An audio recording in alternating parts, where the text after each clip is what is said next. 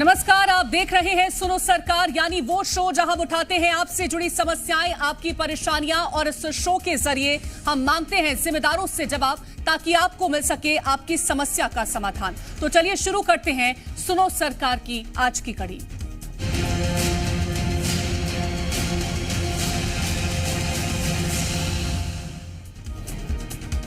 मध्य प्रदेश में अब लोगों को भर्ती परीक्षाओं पर यकीन नहीं रहा है। ऐसा इसलिए क्योंकि ज्यादातर भर्ती परीक्षाएं फर्जीवाड़े की भेंट चढ़ रही हैं। प्रदेश में धांधलेबाज इस कदर एक्टिव हो चुके हैं कि मजाल है कि कोई परीक्षा बिना गड़बड़ी के पूरी हो जाए। अब इन्हीं परीक्षाओं की लिस्ट में पुलिस आरक्षक भर्ती परीक्षा भी शामिल हो गई। ऐसे में ये कहना गलत नहीं होगा कि मध्य प्रदेश में विकास में नंबर 1 भले ही ना हो, लेकिन फर्जीवाड़े में जरूर नए नए कीर्तिमान हासिल करता जा रहा है।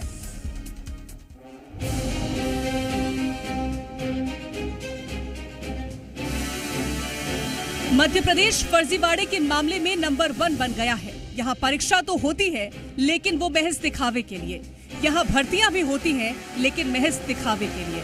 यहाँ रिजल्ट तो जारी किए जाते हैं, लेकिन शायद दिखावे के लिए। ऐसा हम इसलिए कह रहे हैं क्योंकि परीक्षाओं में फर्जीवाड़ा हो जाता है, भर्तियों में धांधली होती है और रिजल्ट जारी होने के बाद नियुक्ति पत्र नहीं मिलता। क्या किया जाए, क्या कहा जाए? मामा जी की सरकार है तो सब कुछ मुमकिन है। मध्य प्रदेश के माथे से व्यापम का कलंक नहीं मिट रहा है। भर्ती परीक्षाओं में लगातार गड़बड़ियां हो रही हैं। अब कांस्टेबल भर्ती परीक्षा में गड़बड़ी के गंभीर आरोप लगे हैं। कई जिलों में FIR दर्ज की गई है। न सिर्फ अभ्यर्थियों ने फर्जी प्रवेश पत्र बनवाए, बल्कि फर्जी अभ्यर्थी से परीक्षा दिलाने तक की कोशिश की। चुनावी साल में युवाओं को साधने के लिए सीएम शिवराज बातें तो चाशनी से मीठी करते हैं, लेकिन उन बातों का असर धरातल पर धांधली के रूप में दिखता है। पटवारी भर्ती परीक्षा का मामला अभी थमा भी नहीं था कि एक और परीक्षा में गड़बड़ी की बात सामने आने लगी है। मध्य प्रदेश में आयोजित पुलिस आरक्षक भर्ती परीक्षा में गड़बड़ी की कोशिश की गई। इस मामले में 3 जिलों में FIR दर्ज की गई है। पुलिस आरक्षक भर्ती परीक्षा में गड़बड़ी की कोशिश। रीवा के महारानी लक्ष्मीबाई कॉलेज में फर्जी प्रवेश पत्र के साथ परीक्षा में शामिल होने की कोशिश। बालाघाट के सरदार पटेल यूनिवर्सिटी के परीक्षा लैब में अनुचित साधनों का प्रयोग करने की नियत से अनाधिकृत प्रवेश करने की कोशिश। रतलाम में एक परीक्षार्थी ने अपनी जगह दूसरे व्यक्ति को परीक्षा देने के लिए भेजा। बायोमेट्रिक डेस्क पर सत्यापन के दौरान हुई पहचान। आरक्षक की भर्ती परीक्षा चल रही, कॉम्पिटिशन एग्जाम चल रही है। उसमें सुबह 8:30 बजे वेरिफिकेशन चल रहा था। इसी दौरान ये पुष्पेन नाम का लड़का आया, राहुल नाम की ID लेकर और आधार कार्ड लेकर प्रवेश करने का प्रयास किया इसने। क्योंकि वेरिफिकेशन चल रहा था, हम कागजातों के वेरिफिकेशन में और बायोमेट्रिक वेरिफिकेशन में ये पकड़ा गया है। और ऑब्जर्वर यहाँ पे पुलिस थाने विश्वविद्यालय में उन्होंने रिपोर्ट किया कि एक परीक्षार्थी जो एडमिट कार्ड लेके आई थी, मोनिका भूतिया, उसके एडमिट कार्ड में कुछ चीज़ें ऐसी थी जो वैसी नहीं होनी चाहिए। जैसे उसमें ऊपर लिखा हुआ था कि पुलिस भर्ती है और नीचे लिखा हुआ था कि टीचर भर्ती है। एक बार फिर परीक्षा में हुई धांधली के मामले पर पूर्व केंद्रीय मंत्री अरुण यादव ने सरकार को आड़े हाथों लिया है। कांग्रेस का कहना है कि मध्य प्रदेश में घोटाले और भ्रष्टाचार की सरकार है।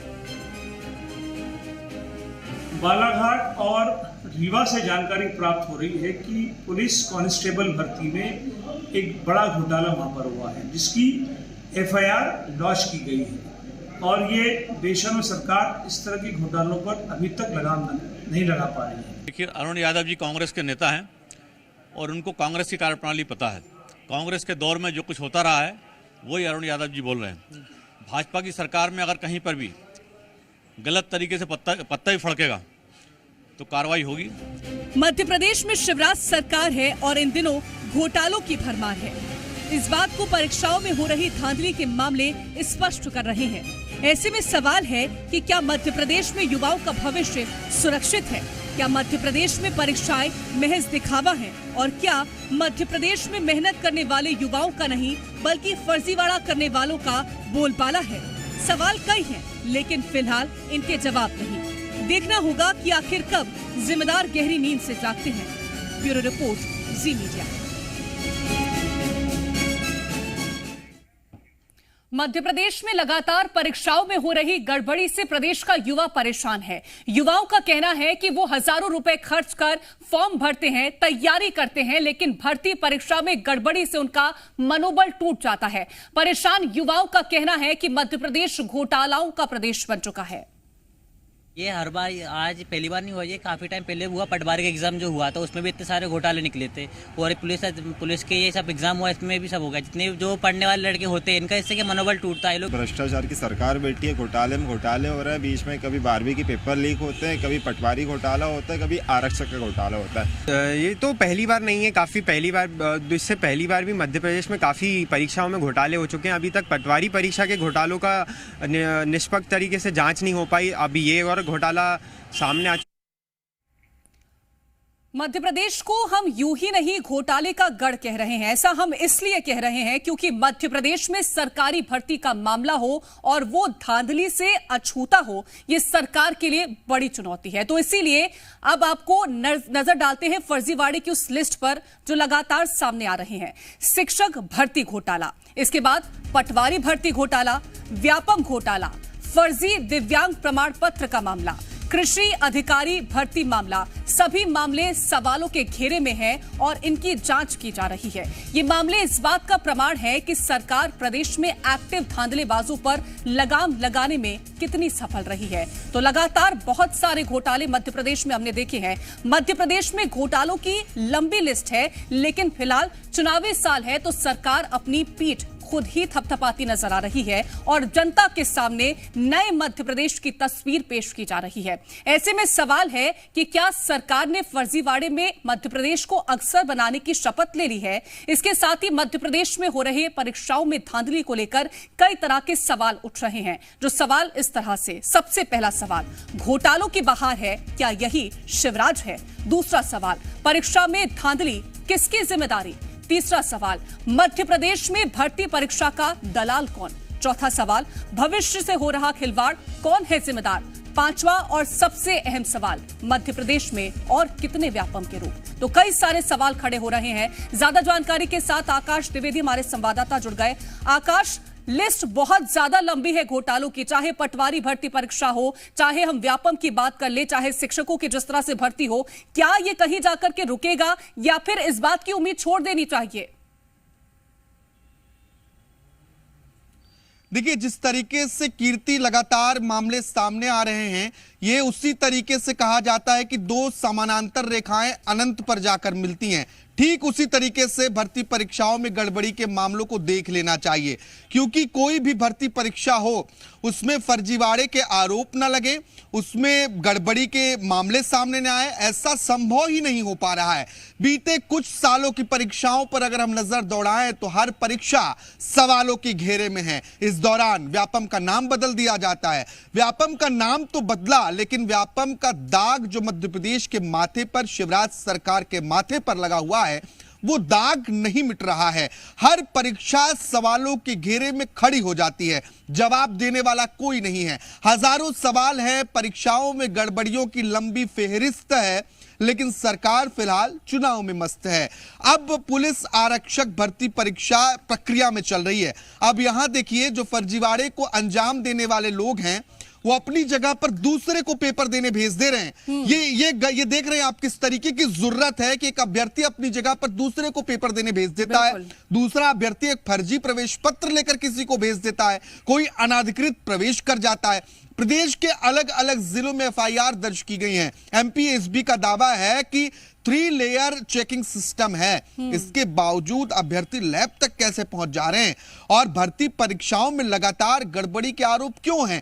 गड़बड़ी होती है तो युवाओं के भविष्य के साथ खिलवाड़ होता है। पटवारी भर्ती परीक्षा लंबे वर्षों बाद हुई, कई वर्षों बाद हुई है, और इस परीक्षा की नियुक्तियों पर रोक लग गई क्योंकि गड़बड़ी और घोटाले के आरोप लगे। अब जो अभ्यर्थी सालों से पटवारी भर्ती परीक्षा की तैयारी तैयारी कर रहे थे वो तो घर बैठ गए। अब नियुक्ति होगी या नहीं होगी इसका कोई पता नहीं। अब कांस्टेबल भर्ती परीक्षा में इस तरह के आरोप लग रहे हैं, 3-4 मामले तो सामने आ गए। क्या कोई इस तरीके की घटनाओं को अंजाम देने में सफल तो नहीं हुआ है? और ये वो लोग हैं जो आरक्षक बनेंगे, जिनके कंधों पर बड़ी जिम्मेदारी होगी। अगर ऐसे में एक भी फर्जी अभ्यर्थी सिस्टम में आता है तो वो कितना नुकसान पहुंचा सकता है, इसी बात से अंदाजा लगाइए कि कहा जाता है कि एक मछली पूरे तालाब को गंदा कर देती है। तो ये बड़ा चिंतनीय विषय है कि अगर आरक्षक भर्ती परीक्षा में एक भी अभ्यर्थी सफल तरीके से फर्जीवाड़ा किया है तो निश्चित तौर पर ये बहुत बड़ा अंजाम होगा, क्योंकि आरक्षक बनेंगे और आरक्षकों के ऊपर एक बड़ी जिम्मेदारी होती है। और आकाश, जिस तरह से आपने इस बात का जिक्र किया कि एक परीक्षार्थी अपनी जगह पर किसी और को पेपर देने के लिए भेज देता है, इसके लिए तो बहुत जुर्रत चाहिए, इसके लिए तो बहुत हिम्मत चाहिए कि आप इस उम्मीद के साथ जाएं कि आप परीक्षा देकर के आ जाएंगे और आपको कोई पकड़ेगा नहीं। ये इतनी आसानी से तो नहीं हो सकता।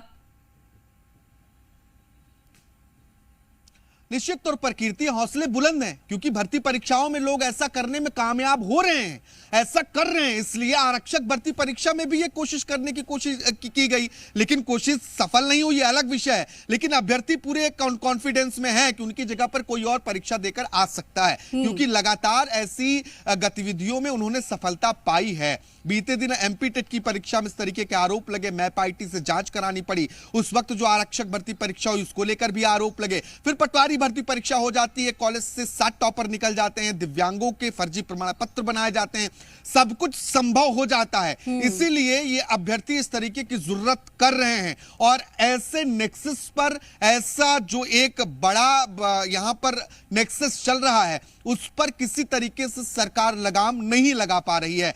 अभ्यर्थी हजारों रुपए खर्च करते हैं, हजारों रुपए के फॉर्म जमा होते हैं, सालों कोचिंग करते हैं, और इसके बाद होता क्या है, भर्ती परीक्षा में फर्जीवाड़ा के आरोप लग जाते हैं। आखिर युवा जाए तो जाए कहां? सरकारी नौकरी का इंतजार है, जिस भर्ती के लिए वो तैयारी कर रहे हैं, जिसके लिए जी जान लगाकर दिन रात मेहनत कर रहे हैं, हजारों रुपए खर्च कर रहे हैं, और जब परीक्षा में बैठते हैं, रिजल्ट आता है तो 1 महीने बाद पता चलता है कि अरे यहां तो गड़बड़ी हो गई, उसकी नियुक्ति रोक दी जाती है।